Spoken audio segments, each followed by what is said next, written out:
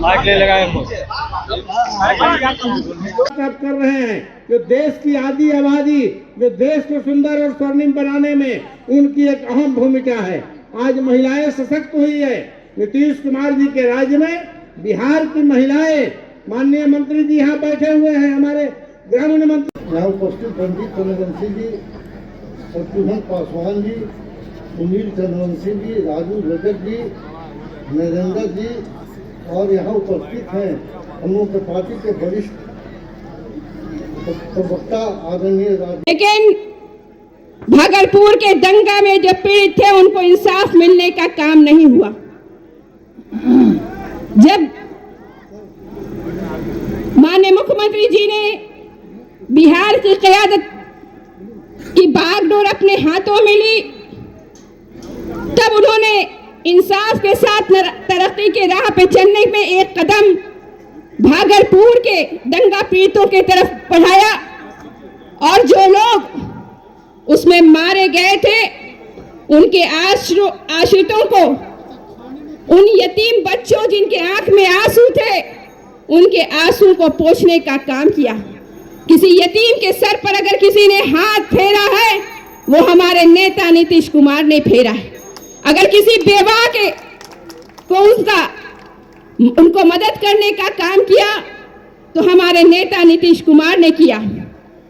जो उसमें मारे गए थे उनके आश्रितों को पेंशन देने का काम किया, पेंशन देके उनके आंसुओं को पोंछने का काम किया और जो दंगाई थे उसे जेल भेजने का काम किया।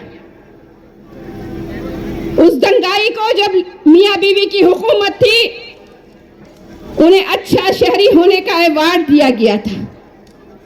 मैं अपने अक़लियत के भाइयों से कहना चाहती हूं कि बहुत लोग जज्बात को उभार कर राजनीति करते हैं। हमें जज्बात की राजनीति नहीं करनी है, बल्कि सोच समझकर होशो हवास में राजनीति कीजिए कि जो आपके साथ कदम से कदम मिलाकर आपके दुख दर्द में शामिल है, आपको आपका हक दे रहा है, आप उनको उनका साथ दें। आपका कहते हैं विपक्ष के लोग मुसलमानों को डराते हैं और कहते हैं इस्लाम खतरे में है।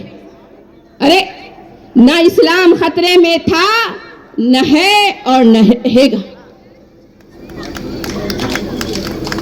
मैं ज्यादा वक्त लेना नहीं चाहती, सिर्फ एक बात कहना चाहती हूं अपने अक़लियत भाइयों से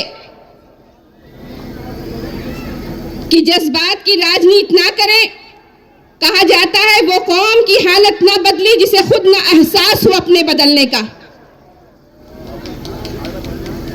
अगर हम सोच समझ की राजनीति नहीं करेंगे तो आने वाली नस्ल भी हमें बख्शेगी नहीं। हमें अपने नेता के हाथों को मजबूत करने के लिए नीतीश कुमार जी के संकल्पों को पूरा करने के लिए हमें भी बढ़ चढ़कर हिस्सा लेना होगा। कुरान में कहा गया है, सूरह रहमान में जो कुरान शरीफ की सजावट है उसमें कहा गया है हल जज़ाउल एहसान इल्ल एहसान, यानी एहसान का बदला एहसान से चुकाइए। नीतीश कुमार जी ने जो एहसान हम मुसलमानों के साथ किया है, आने वाले दिनों में जो चुनाव है 25 में, उसमें भी हम उन्हें वोट देकर एहसान का बदला एहसान से चुकाएंगे। यही संकल्प, यही अज़्म, यही कसम हमें खाना है। बहुत हम कहें कि चुनौती भरा है, इसलिए चुनौती भरा है क्योंकि जो हमारी सरकार, हमारे नेता और इस राज्य के मुख्यमंत्री श्री नीतीश कुमार ने जो काम किया है, उस काम के आधार पर हमको और भी बिहार को विकसित करना है। आप याद कीजिए, कभी बिहार के कारण पूरा विश्व के गुरु हिंदुस्तान कहा जाता था। यही बिहार है, जब देश की राजधानी बिहार थी तो विश्व गुरु कहा जाता था। देश की आजादी के बाद से न जाने कितने शासन वर्ग आए, लोकतांत्रिक व्यवस्था के अनुसार कितनी पार्टियां आई, लेकिन लोगों ने समाज के लिए, समाज के उन वर्गों के लिए जो दलित रहे, पिछड़े रहे, महिलाएं रहे, उसके लिए सोचना तो दूर रहा, उनके लिए कोई कसर करने का काम नहीं किया। करने का काम क्या किया? अपने परिवार के लिए, अपने लोगों के लिए विकास का काम करने का काम किया।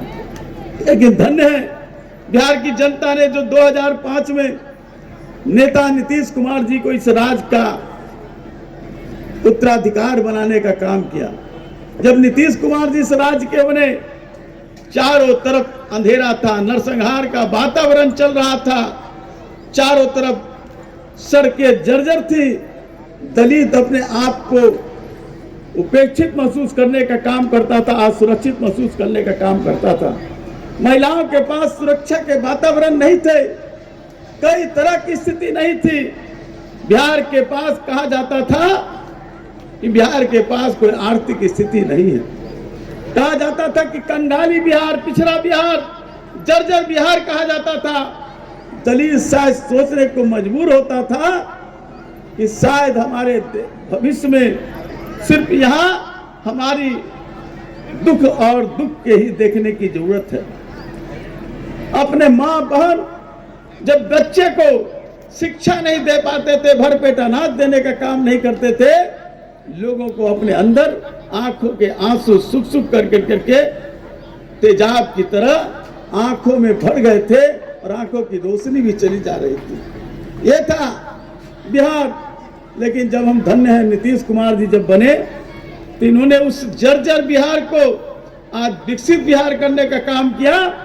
अब देश के पैमाने पर ही नहीं, बल्कि बिहार के पैमाने पर और पूरे विश्व के पैमाने पर लोग बिहार की आज उस तरह की कल्पना कर रहे हैं। अगर नीतीश कुमार रहे तो हिंदुस्तान बिहार के कारण विश्व गुरु बनने का काम करेगा, जो हमारे प्रधानमंत्री का सपना है और हमारे लोगों का सपना है कि नीतीश कुमार के बदौलत हिंदुस्तान विश्व गुरु बनने का काम करेगा।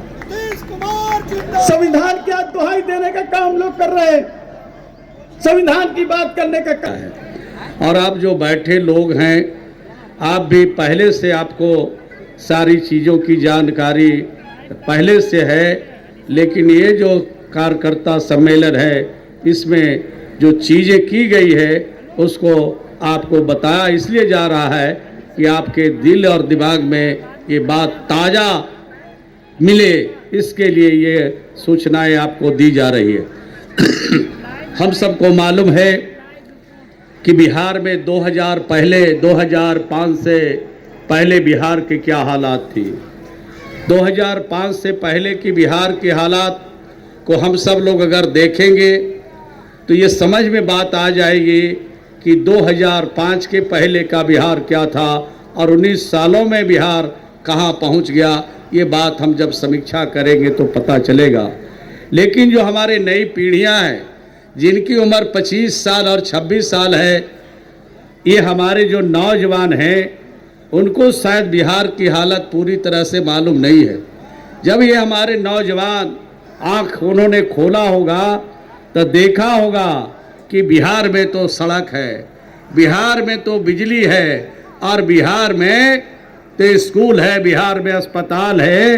हर समस्या जो बिहार में 2005 से पहले था उसका निदान है। तो उनको तो अच्छे दिन देखने का मौका मिला, उन्हें जानने की ज़रूरत है। और इसीलिए कार्यकर्ता सम्मेलन हो रहा है कि जो हमारी नई पीढ़ियां हैं, जो हमारे युवा युवती जिनका उम्र 25 साल, 26 साल, 20 साल है, 18 साल है, उनको बताने की ज़रूरत है कि आज 2005 से पहले बिहार कहाँ था और 2005 के बिहार कहाँ पहुँचा है। इसकी जानकारी उनको देने के लिए इस तरह का कार्यक्रम जनता दल यू ने किया है और पूरे राज्य भर में हो रहा है। आपके साथियों ने चर्चा की उसकी। आप देखा होगा कि 2005 में बिहार का जो बजट था वो 23,800 करोड़ का बिहार का बजट था, और आज बढ़ के कितना हो गया।